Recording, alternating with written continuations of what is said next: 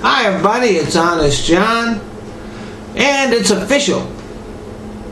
All American forces, except for the troops guarding our embassy and some trainers, will be out of Iraq by the end of the year. Most Americans, including me, think this is a good idea.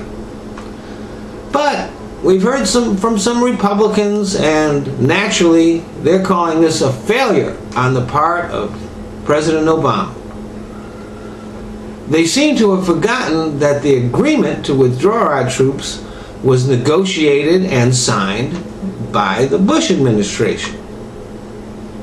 Now, there was a chance that the Iraqis were going to ask us to keep some troops there, but they didn't.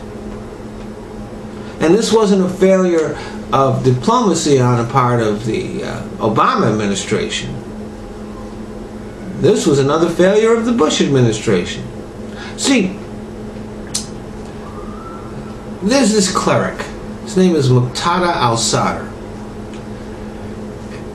And he's been a troublemaker all along, and he has deep ties to Iran. And Maliki and his government depend on him for support. And he was not about to allow them to let American troops stay.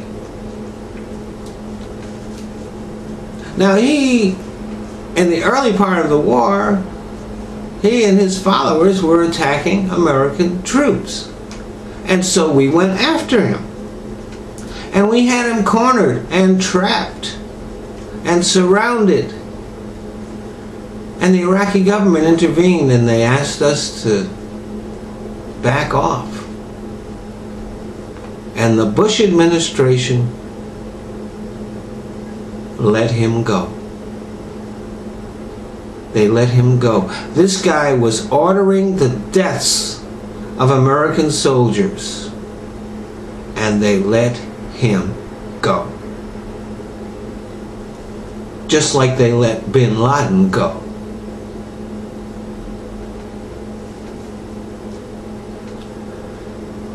Now, I'm glad that our troops are coming home.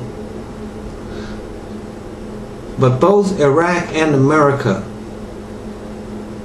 would be better off if we had killed this motherfucker when we had the chance.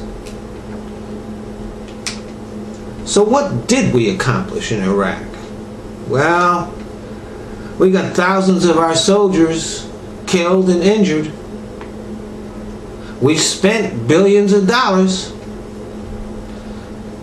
and we put in a government that's friendlier to Iran than it is to us.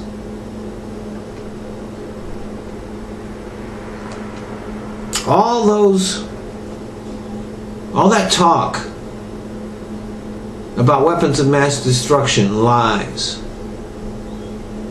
All that talk about defending democracy and freedom, lies.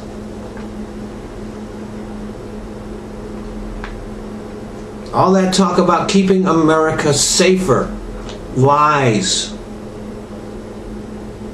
All that talk about how the war was going to be a cakewalk and we'd be greeted with flowers, lies.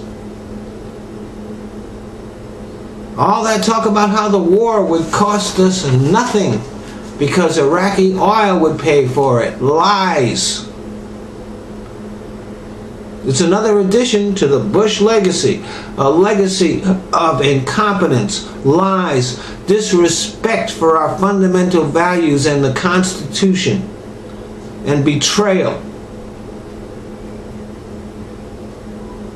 Our debt exploded, our economy ruined, all by a man who never actually won an election.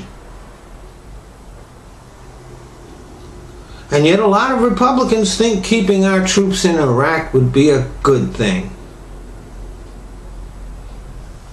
That's because they like wars. They're real good at starting them. And once they do, they hope they'll never end. Thanks for listening.